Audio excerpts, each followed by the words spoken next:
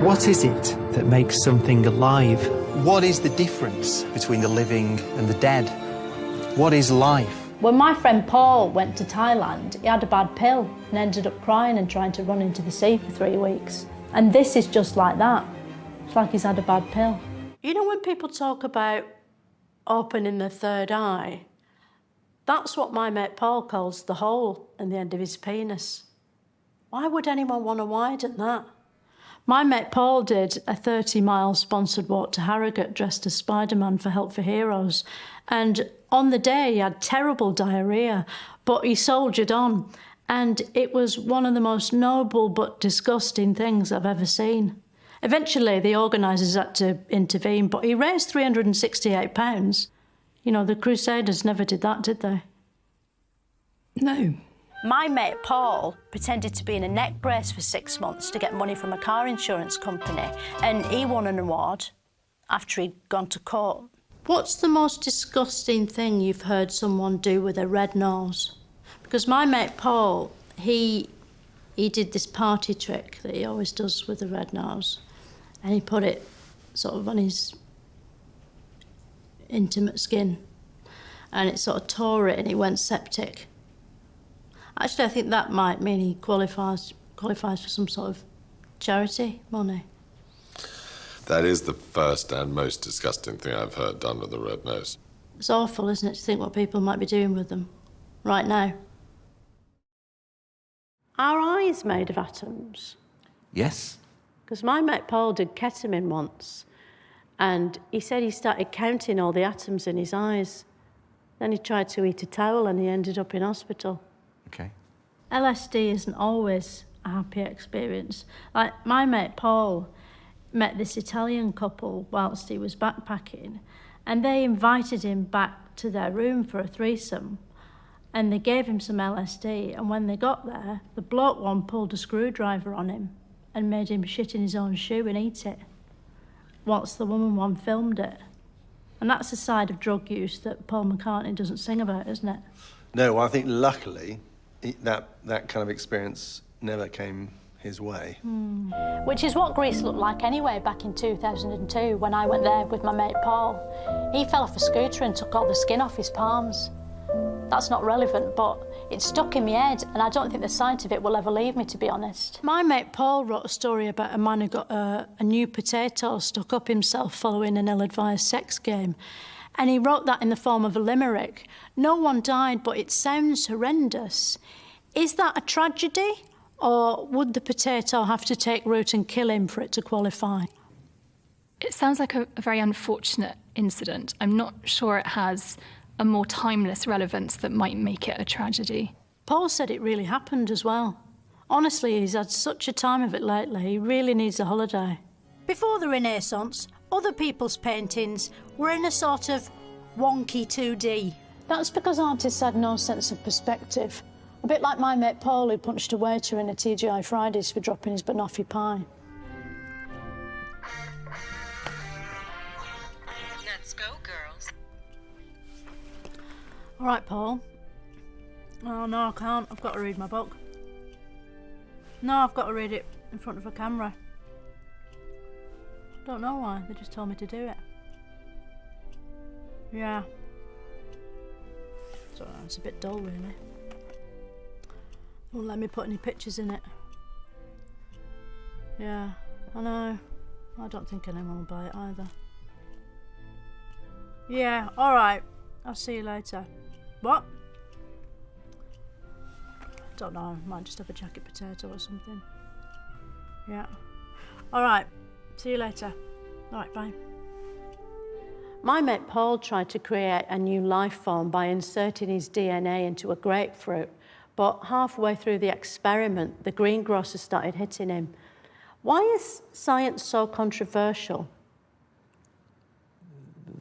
Sorry, that question didn't follow from your story of the DNA. No, it changed, yeah. Being exposed to ancient Greek philosophy wasn't boring like it is now, but a mind-expanding experience that transformed the way they saw themselves.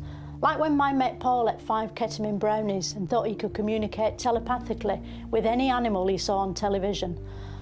Although, whereas Paul ended up sectioned for his own safety, our ancestors decided to change the world. My mate Paul sent me this thing on YouTube which proves that spiders aren't actually alive. They just look as if they are, and no one knows what they're made of. What's that? This is a fly machine. It's like a helicopter. It doesn't look very convincing. Like my mate Paul invented a treadmill for his fiance's pet snake, and the sketches for that were much more convincing than this, and he was on mushrooms. Mind you, the prototype did pull the snake's head off.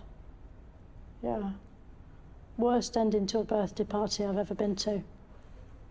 Like once my mate Paul was slicing a pear at a festival with his penknife, and it was just unbearably tense to watch because he was really drunk and sort of cutting it in the hand he was holding it in, and I could hardly stand to watch that.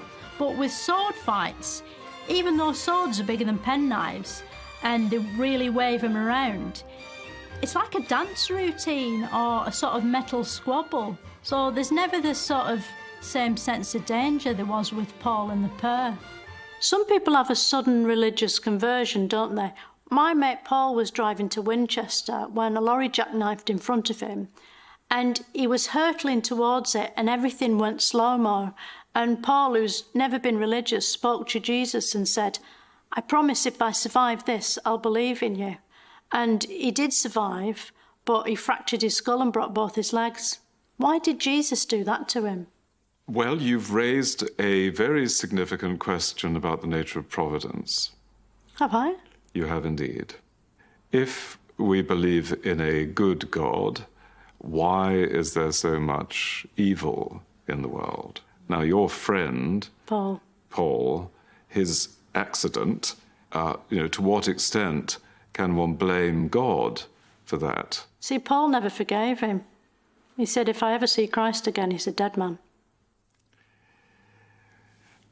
Right. You're facing the electric chair. Aren't you worried about what's going to happen? I've made my peace with the Lord, and I'm ready to meet him. Yeah, but aren't you scared it'll hurt? It's millions of volts. My mate Paul says your liver fries and your kidneys pop and your bowels go into reverse flow and shoot boiling shit up into your throat, which chokes you. Apparently it'd be genuinely more humane to just pay some of the other inmates to hold you down and physically pull your head off.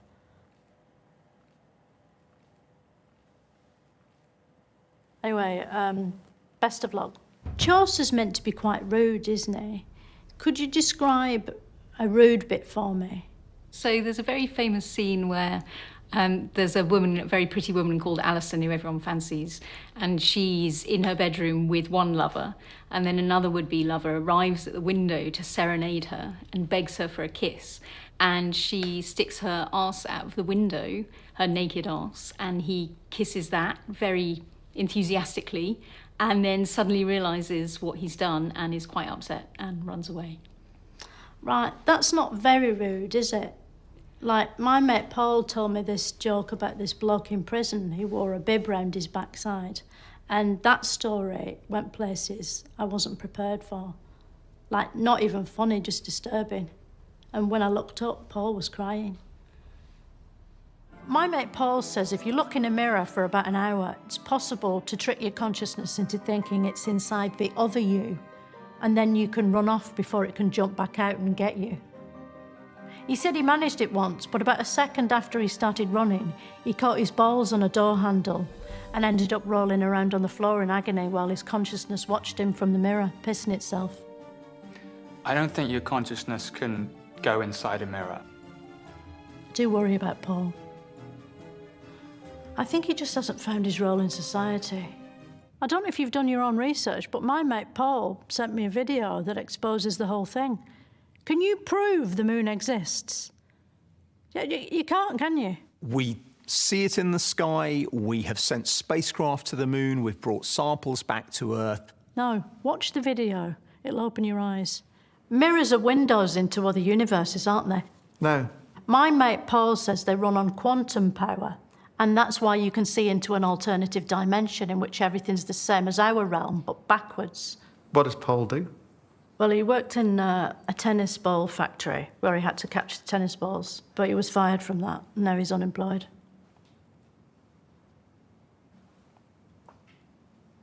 Sorry, am I wasting your time? Yeah,